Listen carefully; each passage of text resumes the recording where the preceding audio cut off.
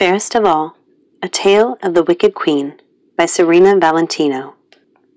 Copyright 2009, Disney Enterprises Incorporated, published by Disney Press. Chapter 8. The Man in the Mirror.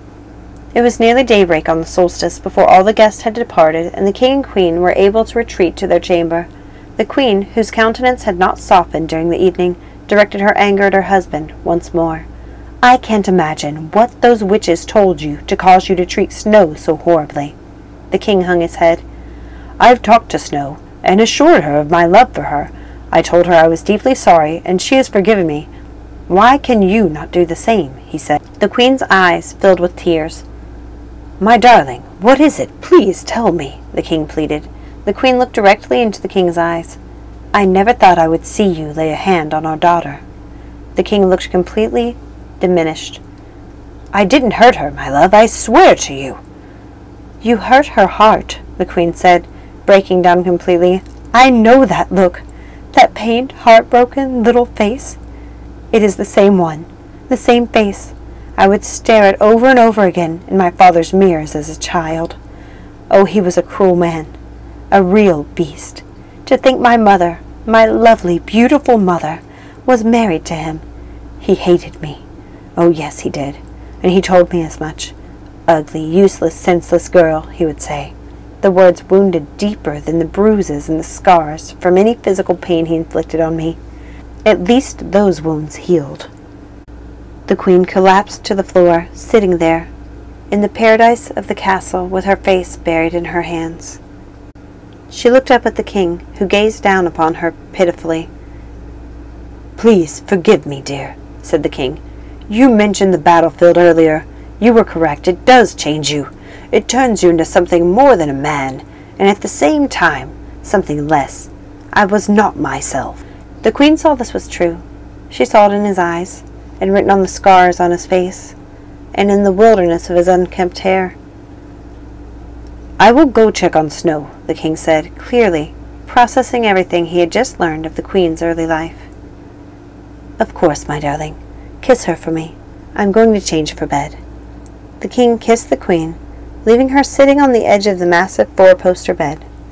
He kissed her again and went off to lay eyes on his sleeping girl, no doubt with the hope of easing his guilt-ridden conscience. The queen was utterly spent. She lay back on the feather bed without the energy to change into her night clothes.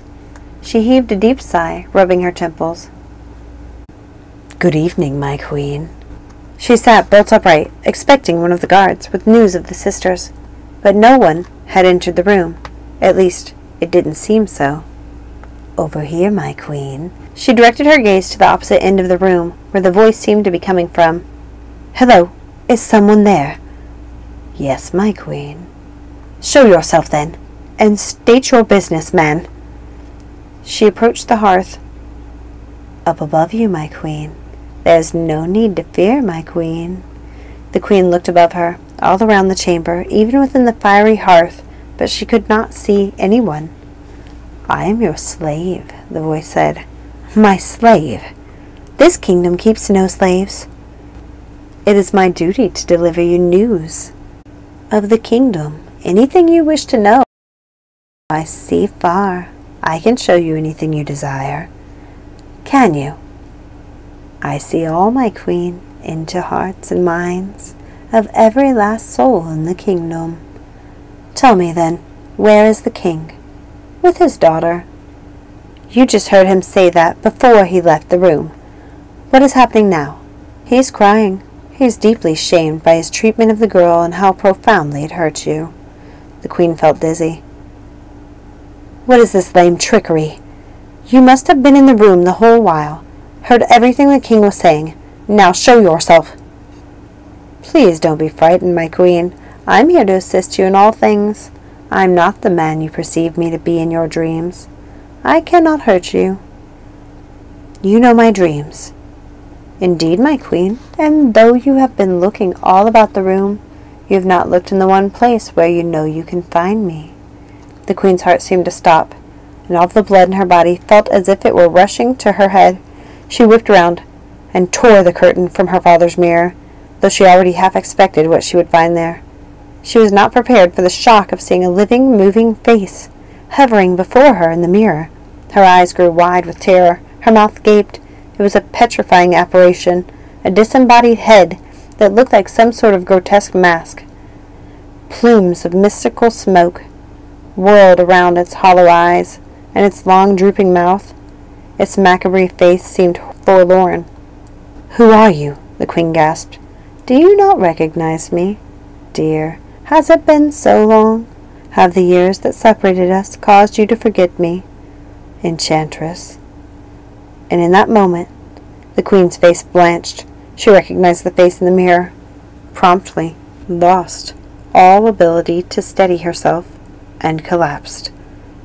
But before she had fallen into blackness, she heard two final words, ushered from the mouth of the visage in the mirror. "My daughter." Thank you so much for listening. Remember, like and subscribe, and don't forget to ring that notification bell to keep up to date on all the new magic. Have a magical day.